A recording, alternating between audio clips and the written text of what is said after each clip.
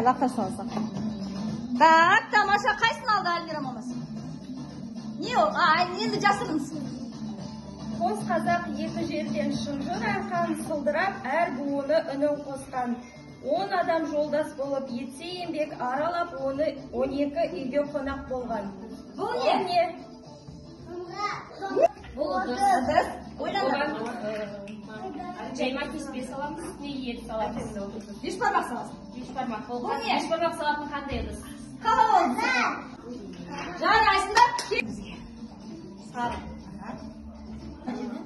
Ағаштан жасалған кей баланы салып тербетеді. Несі бар? Ыдыс.